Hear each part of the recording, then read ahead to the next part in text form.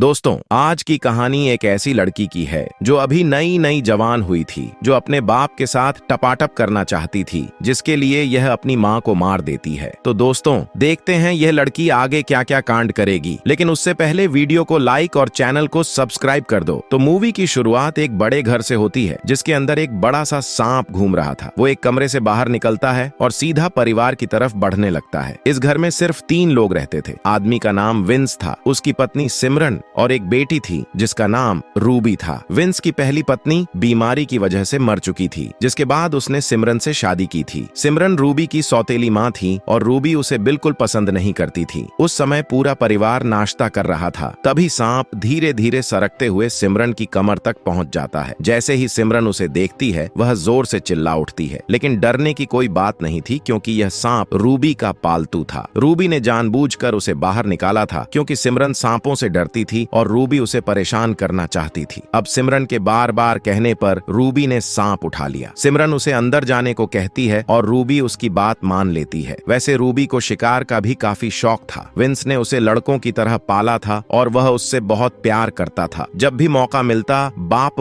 पास के जंगल में चले जाते थे। आज भी दोनों शिकार कर रहे थे और साथ साथ घूम भी रहे थे। दूसरी तरफ सिमरन घर पर अकेली थी। तभी दरवाजे पर आहट होती है। जैसे ही वह दरवाजा खोलती है, सामने लियो नाम का डिलीवरी वाला खड़ा होता है। सिमरन ने दुकान से कुछ सामान मंगवाया था और लियो वहीं देने आया था। वो पहली बार सिमरन के घर आया था। वो उसके पपीते देखकर उसकी तारीफ करने लगता है। सामान देखने के बाद सिमरन लियो से पूछती है कि क्या वो उसका एक काम कर सकता है। लियो को लगता है सिमरन उस पर फिदा हो गई है। जैसे ही सिमरन उसे एक कमरे की तरफ ले जाने लगती है, लियो सोचता है कि आज तो इसकी गुलाबी गुफा की खुदाई करूंगा। लेकिन कमरे में पहुंचकर सिमरन लियो से कहती है कि यह उसकी बेटी का कमरा है और क्या वो उस सांप को जंगल में छोड़ सकता है। लियो बिना कुछ बोले चुपचाप सांप उठाता है और वहां से चला जाता है। रात को रूबी और विंस भी घर लौट आते हैं। दोनों ने पूरा दिन शिकार किया था, इसलिए घर आते ही थक कर सो जाते हैं। अगले दिन जब रूबी को अपना सांप नहीं मिलता, तो वह सिमरन पर बहुत गुस्सा हो जाती है। उसे पहले से पता था कि सिमरन को सांप पसंद नहीं है और वहीं उसे बाहर भिजवा सकती है। सिमरन उसे समझाने की कोशिश करती है कि उसे अपनी पढ़ाई पर ध्यान देना चाहिए, लेकिन रूबी उसकी बात नहीं मानती। वह अपने कमरे में जाती है और दरवाजा अंदर से बंद कर लेती है। जब सिमरन उसे आवाज देती है, तो रूबी कानों में हेडफोन लगाकर गाने चला लेती है। रूबी को सिमरन से नफरत हो चुकी थी और अब वह उसकी आवाज भी नहीं सुनना चाहती थी। इसी बीच लियो भी उनके घर आता है। वह आज भी सामान देने आया था। उसे जब लगा कि सिमरन घर में अकेली है, तो वह उसकी गुफा लूटने की कोशिश करता है। अपनी गुफा बचाने के लिए सिमरन बार बार रूबी को आवाज देती है, लेकिन रूबी के कानों में हेडफोन लगे होते हैं। रूबी के ना आने पर सिमरन जोर जोर से चिल्लाने लगती है और इस बार रूबी उसकी चीख सुन लेती है। बाहर आकर वह देखती है कि एक अजनबी सिमरन के साथ जबरदस्ती करने की कोशिश कर रहा है। सिमरन को बचाने के लिए रूबी अपनी बंदूक उठा लेती है और लियो को निशाने पर लेने लगती है। थोड़ी कोशिश के बाद लियो उसके निशाने पर आ भी जाता है, लेकिन फिर कुछ सोचकर रूबी गोली नहीं चलाती। असल में रूबी सिमरन से बेहद नाराज थी। एक तो वह उसकी सौतेली माँ थी और ऊपर से उसने उसका सांप भी गायब कर दिया था। रूबी को लगता है कि अजनबी सिमरन को मार देगा, इसलिए वह गोली नहीं चलाती, क्योंकि वह सिमरन को मरते हुए देखना चाहती थी। सिमरन अपनी प्यारी गुफा बचाने की कोशिश करती रहती है और इसी बीच वह लियो के हाथों मारी जाती है। वैसे लियो को यह पता ही नहीं था कि घर में कोई और भी मौजूद है। वो रूबी को देखे बिना ही वहां से भाग जाता है। कुछ दिनों बाद रूबी पुलिस स्टेशन में होती है। पुलिस उससे हत्यारे के बारे में पूछताछ करती है, क्योंकि उस वक्त घर में वही थी। रूबी पुलिस को बताती है कि वह अपने कमरे में थी और सिमरन की चीख सुनकर जब तक बाहर आई, तब तक हत्यारा भाग चुका था। असल में रूबी ने जानबूझकर झूठ बोला था। वो चाहती तो लियो का होलिया बता सकती थी, लेकिन उसने ऐसा नहीं किया। उसे लियो अच्छा लगने लगा था, क्योंकि उसने उसकी सौतेली माँ को मारा था, जिससे रूबी को बेहद नफरत थी। थोड़ी देर बाद विंस और रूबी दोनों घर लौट आते हैं। अब रूबी विंस का बहुत ध्यान रखने लगती है और उसके लिए खास चाय भी बनाती है, जिसे पीकर विंस खुश हो जाता है। अगले दिन विंस अपने घर एक नई औरत को लेकर आता है। उसका नाम सोफिया होता है। सोफिया को विंस का घर बहुत पसंद आता है। घर देखने के बाद दोनों बाहर आते हैं और विंस उससे शादी की बात करता है। तलाकशुदा सोफिया उसकी बात मान लेती है और शादी के लिए हाँ कर देती है। कुछ दिनों बाद विंस रूबी को बताता है कि वह फिर से शादी करने वाला है और उसकी नई माँ जल्द ही घर आने वाली है। यह सुनकर रूबी को अंदर से बहुत बुरा लगता है। इसी बीच विंस की नजर एक पोर्ट पर पड़ती है, जिसे देखकर वह काफी खुश हो जाता है। सोफिया अपने बेटे के साथ वहां पहुंचती है और उन्हें देखकर रूबी के मन में जलन पैदा हो जाती है। विंस जल्दी से उनके पास जाकर उनका स्वागत करता है, जबकि रूबी घर के अंदर से ही सब कुछ देखती रहती है। थोड़ी देर बाद पूरा परिवार साथ बैठकर खाना खाने लगता है। सोफिया रूबी से बात करने की कोशिश करती है, लेकिन रूबी चुप रहती है। रात के समय जब विंस और सोफिया टपाटप कर रहे होते हैं तो रूबी छुपकर उन्हें देखने लगती है। वो सोफिया की जगह खुद को वहां देखना चाहती थी और चाहती थी कि उसके पिता का सारा ध्यान सिर्फ उसी पर रहे। यही सोचकर उसके चेहरे पर हल्की सी मुस्कान आ जाती है। रूबी यह बर्दाश्त नहीं कर पा रही थी कि विंस किसी और के साथ हो। उन्हें देखते देखते रूबी की नई नई गुफा में भी हलचल होने लगती है। जब भी रूबी विंस को किसी और औरत के साथ देखती, उसका दिमाग खराब हो जाता था। इस बार भी उसने ठान लिया था कि वह सोफिया को किसी भी हाल में विंस से दूर करेगी, चाहे इसके लिए उसे कुछ भी करना पड़े। कुछ दिनों बाद रूबी बाजार में थी, तभी उसकी नजर लियो पर पड़ती है। लियो को देखते ही उसके दिमाग में एक चाल चलने लगती है और वह चुपचाप उसका पीछा करने लगती है। पीछा करते करते वह लियो के घर तक पहुंच जाती है और उसकी जगह देख लेती है। थोड़ी देर बाद रूबी लियो को फोन करती है और कहती है कि उसे पता है उसी ने सिमरन को मारा था। ये सुनकर लियो घबरा जाता है। इसके बाद रूबी बताती है कि वह सिमरन की बेटी है और जिस वक्त सिमरन की हत्या हुई थी उस समय वह घर में ही मौजूद थी। रूबी कहती है कि वह चाहती तो पुलिस को लियो का हुलिया बता सकती थी, लेकिन उसने जानबूझकर कुछ नहीं बताया। लियो उससे पूछता है कि वह उससे क्या चाहती है, जिस पर रूबी जवाब देती है कि यह बात मैं तुम्हें मिलकर बताऊंगी। रूबी लियो से कहती है कि अगर उसने उसकी बात नहीं मानी तो वह सीधे पुलिस के पास चली जाएगी। यह सुनकर लियो सोच में पड़ जाता है। थोड़ी देर बाद लियो एक मॉल पहुंचता है जहां आने को रूबी ने ही कहा था और कुछ ही समय में रूबी भी वहां आ जाती है। दोनों आमने सामने खड़े होते हैं तो लियो पूछता है कि वह उससे क्या चाहती है। रूबी उसे बताती है कि उसके पिता विंस ने दूसरी शादी कर ली है और वह चाहती है कि उसकी नई मां सोफिया को भी मार दिया जाए। यह सुनकर लियो उसे समझाने की कोशिश करता है कि वह कोई कातिल नहीं है और सिमरन तो उससे गलती से मर गई थी, लेकिन रूबी उसे साफ साफ धमकी देती है कि अगर उसने मना किया तो वह पुलिस को सब कुछ बता देगी। इसके साथ ही वह उसे पैसों का लालच भी देती है और कहती है कि उसके घर में बहुत पैसा है, बस सोफिया को मार दो और सारा पैसा लेकर भाग जाना। पुलिस के डर और पैसों के लालच में आकर लियो उसकी बातों में फंस जाता है और हामी भर देता है। उसी रात विंस और सोफिया बाहर जाने की तैयारी कर रहे होते हैं। रूबी फोन करके लियो को बताती है कि आज रात उसके पेरेंट्स बाहर जा रहे हैं, लेकिन उसकी माँ सोफिया पहले घर लौट आएगी। साथ ही वह यह भी कहती है कि घर की चाबी बाहर रखती है। यह सुनकर लियो तैयारी करने लगता है ताकि वह सोफिया को मार सके और घर से पैसे भी चुरा ले। थोड़ी देर बाद रूबी घर की लाइट बंद कर देती है ताकि अंधेरे में लियो अपना काम कर सके। इसके बाद वह अपनी गन उठाकर एक अलमारी में छुप जाती है। दूसरी तरफ सोफिया भी घर लौटने के लिए निकल पड़ती है। वो दोनों एक पार्टी में आए थे, लेकिन पार्टी के बाद विंस को कहीं और जाना था, इसलिए सोफिया अकेली ही घर जा रही थी। इधर लियो घर में घुस चुका था और उसे पता था कि सोफिया जल्दी पहुंचने वाली है, इसलिए वह लॉकर ढूंढने लगता है। काफी कोशिशों के बाद भी जब लॉकर नहीं मिलता तो उसे समझ आ जाता है कि रूबी ने उससे झूठ बोला था, बस उसे अपना काम निकलवाने के लिए। असल में रूबी ने लियो को पूरी तरह बेवकूफ बनाया था। उसने जानबूझकर झूठा लालच दिया था ताकि लियो उसके कहने पर काम करने को तैयार हो जाए। उसकी योजना यह थी कि लियो सोफिया को मार देगा और फिर वह खुद लियो को खत्म कर देगी। इसी इरादे से वह अलमारी में छुपी हुई थी। थोड़ी ही देर में सोफिया घर पहुंच जाती है। घर में अंधेरा देखकर वह रूबी को आवाज देती है, लेकिन रूबी कोई जवाब नहीं देती। इसके बाद सोफिया जल्दी से लाइट ठीक करने की कोशिश करती है और रूबी के कमरे की तरफ बढ़ने लगती है। तभी लियो सामने आकर उसे पकड़ने की कोशिश करता है। सोफिया भागती है, लेकिन लियो रास्ता रोककर कहता है कि तुम्हारी बेटी तुम्हारी मौत देखना चाहती है, मैं उसी के कहने पर यहाँ आया हूँ। उसकी बात खत्म होते ही सोफिया उस पर कुर्सी फेंक देती है, जिससे लियो नीचे गिर जाता है। मौके का फायदा उठाकर सोफिया उसका चाकू उठा लेती है और उसका सामना करने की कोशिश करती है, लेकिन लियो उसे पकड़कर जोर से धक्का दे देता है, जिससे सोफिया खिड़की से नीचे गिर जाती है और बुरी तरह जख्मी हो जाती है। लियो को लगा कि सोफिया मर चुकी है, इसलिए वह एक कुर्सी पर बैठकर आराम से शराब पीने लगता है। यही बात रूबी को भी लगती है। उसे लगता है कि लियो ने उसका काम पूरा कर दिया है। वह उसके सामने आकर कहती है कि अब तुम्हारी बारी है, तुम भी मरने वाले हो। ये सुनते ही लियो उस पर बोतल फेंकता है और रूबी को पकड़ लेता है। वो उसकी छोटी गुफा लूटने की कोशिश करता है। तभी रूबी के हाथ में टूटी हुई बोतल आ जाती है और वह उससे लियो के अंडे फोड़ देती है। पूरे घर में लियो की चीखें गूंजने लगती हैं। रूबी जल्दी से अपनी गन उठाती है और उस पर गोली चला देती है, जिससे लियो की मौत हो जाती है। जाती है। अब घर में सिर्फ रूबी ही जिंदा होती है। तभी दरवाजे पर आहट होती है और रूबी को लगता है कि उसके पिता विंस लौट आए हैं। जैसे ही वह दरवाजा खोलती है, उस पर जोरदार वार होता है। ये वार सोफिया ने किया होता है और उसी वार से रूबी मर जाती है। कहानी के आखिर में जब विंस घर आता है तो उसे रूबी की लाश दिखती है। सोफिया उसे बताती है कि घर में चोर घुस आया था और उसे बचाने की कोशिश में रूबी मारी गई। बेचारी रूबी अपनी गुफा में धमाके भी नहीं करवा पाई थी। दोस्तों, इसी के साथ यह मूवी यहीं पर एंड हो जाती है।